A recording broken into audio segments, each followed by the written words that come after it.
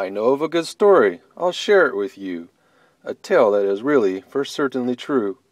I heard it from a bird, who heard it from a moose, who heard it from a beaver, who heard it from a goose, who heard it from Bobo the bear, who knew?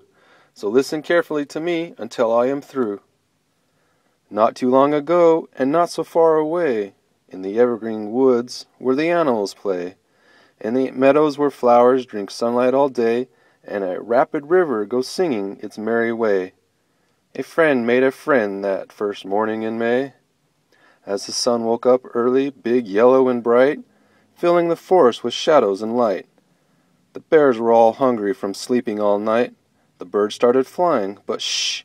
If they had listened, they would have heard crying. Deep in the evergreen forest on that day, a bunny named Wozy had wandered away from her home in the thicket where blackberries grew, the only safe place that poor bunny knew.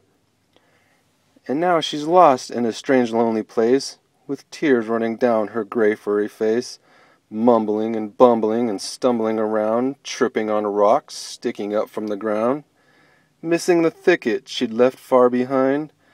Poor little lost Wozy, the rabbit was born blind. As scared as a blind bunny could be, all hungry, cold, and not able to see, searching for food from the blackberry tree, she felt for her way on the cold stony ground, with the stick that she held in her paw that she found. A frightened gray bunny with long floppy ears, with long skinny whiskers, all dripping with tears. "Oh, what will I do now?" the sad bunny wondered.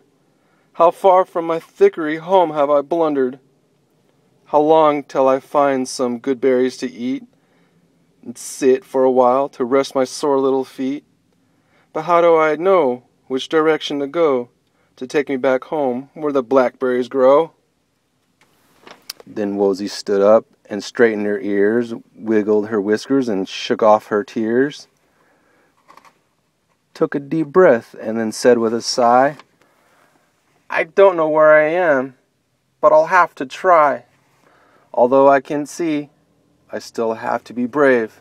She took up her little brown stick with a wave, sniffed the air, cocked back her ears and so she could hear every sound, and went on while carefully tapping the ground, hoping for something to eat. Then suddenly, while poking the ground with her stick, she hit a big lump with a big fluffy thick.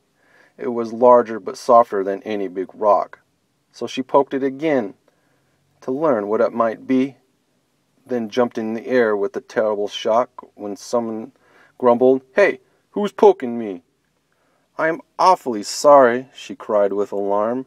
"Forgive me, I'm certainly meant you no harm." "Well, what's the big idea," the sleepy voice said, "of waking me with a stick to the head? I'm trying to sleep a little bit later, okay?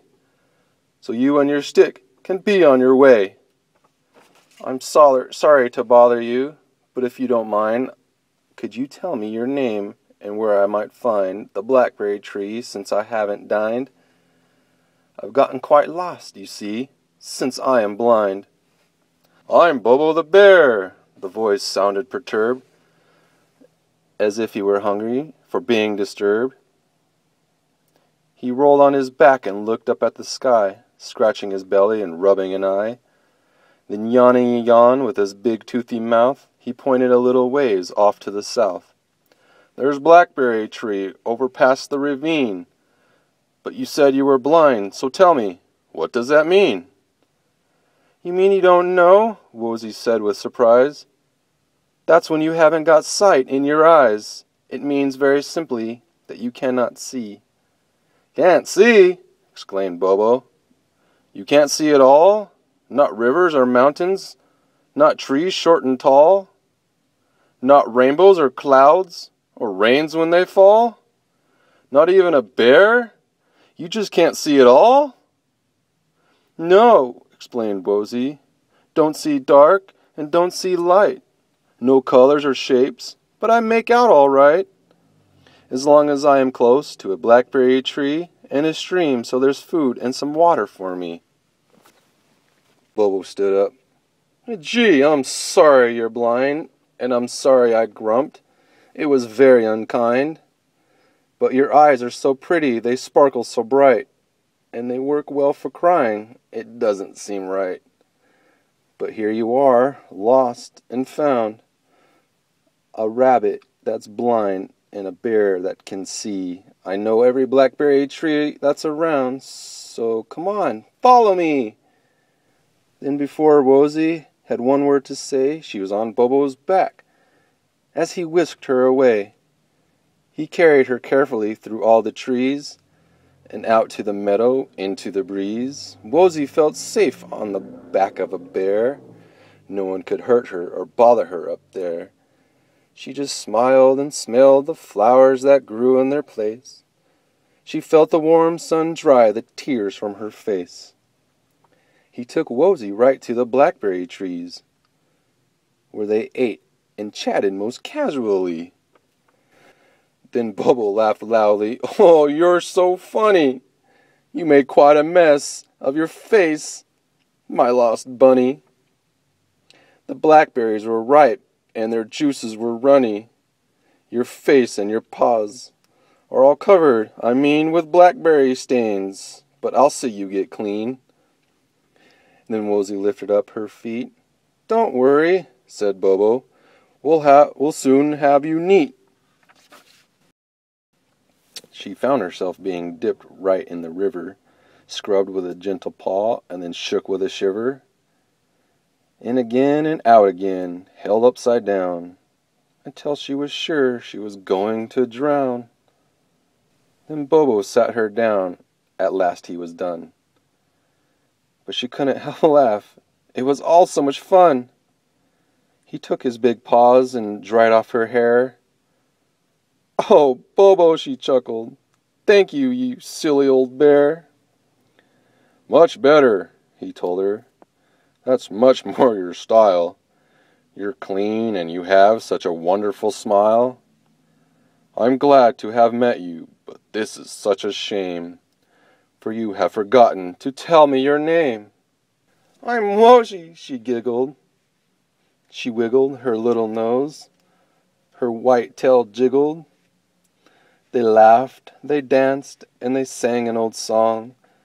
They played and stayed by the stream all day long. And when it came time for the daylight to end, the blind little bunny had made a great friend.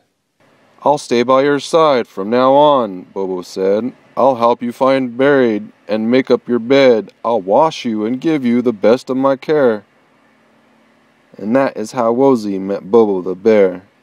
From that day to this, as far as I know, they are still best buddies wherever they go. Wozy found blindness was not all that bad, if there was a helper and a friend to be had. And Bobo discovered the best part of living was not sleeping late, but in helping and giving. Now many adventures have now since taken place, with many a giggle and many a chase. But those are the tales for another good night, so for now, cover up, and I'll turn out the light.